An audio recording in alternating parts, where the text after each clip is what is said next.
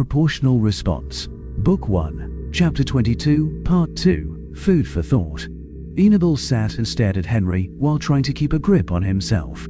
The humans will wait to use this ability to simply detonate enemy ships until they can use it for maximum effect, because they don't know how long it will take the Zoltans to remove the bomb. They could just blow a few ships, maybe even just ships with voters, and then keep the casualties low, but no, they will be going for a single massive casualty list, preferably in a fight over a high-value target. It would make sense for them to try and take as many systems as they can, but they won't. They might win a few systems that way, or might be able to take half the Empire. A realization dawned on Enable. They don't know whether the Zoltans have a way to remotely disable the bombs. If they were sure that the bombs had to be removed manually at a dry dock, they could press the Zoltans hard. Of course, they could also detonate the entire Zoltan fleet.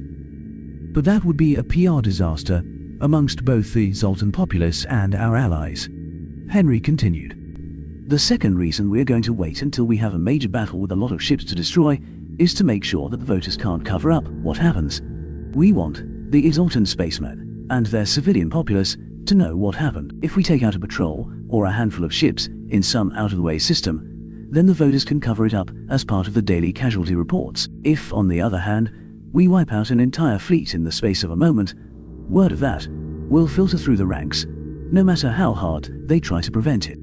Once their sailors know that we can blow their loyalty bombs just as easily as High Command can, Galen interrupted, they will be jumping ship at every opportunity until those bombs are removed or neutralized, and then the Zoltans are back to trying to find other ways to force their sailors to fight, which means a lot less of them fighting to the last man when we have them outclassed. Fewer casualties all the way around. A somber silence fell on the room. Is this always the way of war, or just this one? Or just war between Deathworlders? The thought brought Enable up short. When did I start thinking of the Zoltans as Deathworlders? I mean, to be fair, by every one of their own definitions, except a tightly manufactured official one, they are Deathworlders, but still. I wonder how many others in the League are starting to think that way. I should talk to Henry about this. He saw Henry give him a look, the one that said he should share, but he gave his brother a look in return, the one that said they'd discuss it privately later. A flash of irritation crossed Henry's face, but he blinked in acquiescence and continued. Going back to the matter of the refugees, there is more fallout with that which we need to discuss.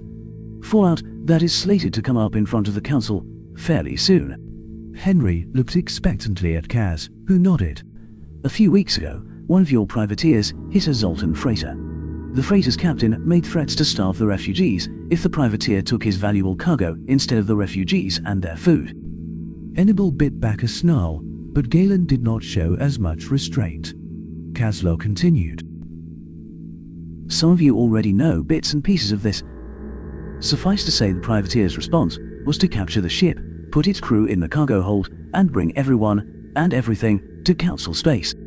On the plus side of all of this, they didn't kill any of the Zoltan crew and brought the ship to a Council station rather than a human one. On the downside, they effectively hijacked a ship. Galen interrupted. I say they acted within League law, threatening the lives of the... Kaslo held up his hand. Yes, I know, and I agree with you. Of course, the Sultan and their allies are trying to claim that the freighter captain did not threaten anyone's lives, just their comfort. The ace in the hole we have here is that the refugees were examined by a Baitha doctor, and the Baitha's neutral stance in all this will give weight to his determination that the refugees were, indeed, in poor health and had been on what could be charitably be described as starvation-level portions. That is, starvation level for the Feindel, by the way, which is not near enough for the humans, Zoltans, nor anyone else among them from a world with an index higher than 6 or 7. This, despite the fact that the captain had more than enough food to keep them well fed. The Arabso's eyes rolled counter to each other in puzzlement. Wait, I watched the video provided by the privateer. The Sultan claims he had to buy that food himself. Why would he buy food and not give it to the refugees? Enable felt a mild surprise as his Aunt Eldia spoke up. She wasn't in the habit of speaking at these meetings. Because the forked-tongued lizard lied. Big surprise. It seems that the Republic does, in fact, provide all of the necessary food for the refugees, even if it is generic nutrient paste. However, they don't pay much to haul those same refugees. They call it a war tax.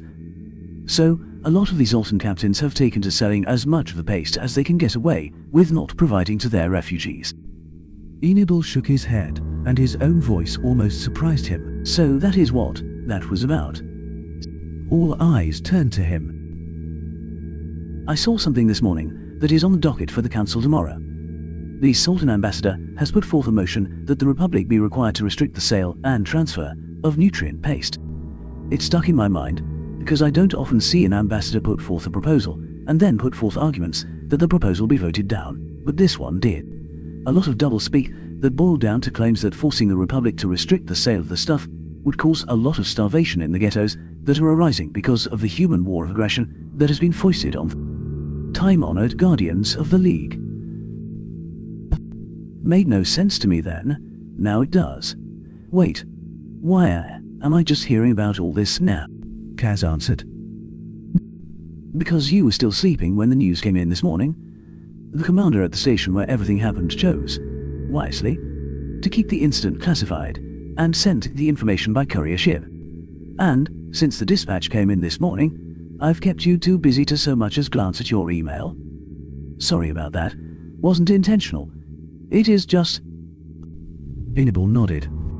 Yes. I am one of the most trusted faces on in the council complex, and you are the closest thing we have to a prime minister right now, so I am the back channel and all that. Okay, I get it. Sorry. Kazlor waved a hand in dismissal, while Yoro gave him a reassuring squeeze of the hand as her husband spoke. No, Enil, I'm sorry. I should have pulled you aside to talk about this at some point. Yoro let out a small laugh and interrupted. Have been running you ragged, and you've been doing more for Empress and Empire than we have any right to expect of two men. Sometimes, my dear husband forgets that you need to eat, and that you don't just automatically know everything we know by telepathy or something. She gave him a broad smile which brought a touch of warmth and strength to Enibal's hearts, particularly given who it came from. Usually that sort of jibe would come from Golna. Yoro doesn't often speak with this many people around unless she is asked a direct question. Kazlor rolled his eyes and gave a half-mock glare at Yoro, who gave him a big, toothy, almost human grin. Enibal let himself smile a little when Kazlor turned to him and gave an apologetic shrug. Enibal felt his eyes draw down as a few other connections clicked in his head. This leads to something else I wanted to bring up tonight. I have heard complaints from several ambassadors, our side, neutrals, and their side, about food issues. A lot of colony worlds are looking at the possibility of food shortages in the next few months because they can't get food shipments in due to supply lines going through contested space. This has been made worse by the fact that generic nutrient paste powder has become hard to get, and I'm not saying just more expensive, but there are actual shortages in some areas. Curiously, all of those areas seem to be ones close to Ixaltan or Pilgrim space. Several eyebrows went up at that, and the Arabeso's eyes spun a little in their sockets. Henry spoke first, looking directly at Yoro. Didn't the Penigra invent the nutrient paste back when they still allowed slave? Golna answered. Yes. Generic, cheap, easy to distill from almost any plant matter, and nearly any sapient species can derive at least their essential nutrients from the stuff. The process to make it is a little complex to kick off, but easy to maintain. Henry's eyes narrowed. If that is the only thing they are feeding to refugees stuck in the Chaos Queue, then we have a bit more of a problem than we thought. Mostly in terms of the human, Zoltan, and Themirkan refugees. The Themirkan worst of all. Why the Themirk? Enibal saw Galen register his confused expression. The Themirkan looked at him and answered. You know that my kind are obligate carnivores. What little plant matter we eat is usually more about trying to obtain supplemental enzymes, or something. I don't pretend to understand it, rather than for actual digestion for nourishment. Balud snorted slightly. Yes, enzymes, certainly. Galen gave the man a sharp look, but Balud rolled one eye slightly in a gesture of humor. Galen favored the Arabso with a half smile and continued speaking. We can derive some energy from the generic nutrient paste, but have our own versions of it, which supply our needs. The Zoltans are more like the humans, more or less omnivorous, but the paste stuff will end up causing them to starve of malnutrition eventually. I do believe that Zoltans can last longer on the stuff than you humans can though, right? Henry nodded. It depends, really. The human race is very diverse when it comes to our food needs. Technically we are omnivores as a people, but individuals can, through a combination of their individual genetics and a lifetime of eating one way or the other, become very nearly obligate carnivores or vegetarians, though such cases are rare. The more vegetarian-leaning folks can, of course, survive better than the more carnivorous ones, but there is another matter. Humans don't do well, and not just for comfort reasons, mind you, with food we can't taste. You see, Jake, who had been waving his hands through a display only he could see, slapped his hand on his knee, jumped up, pointed a finger at Henry, and laughed. You said it. You said the words, and don't pretend you weren't about to. Henry rolled his eyes at Jake and tried to give the man a sharp look, but the smile ruined it. Instead, he held up a hand in a conciliatory gesture. Okay, fair enough. The point being that some of my kind can survive on the paste stuff for longer than others, but none can make it indefinitely.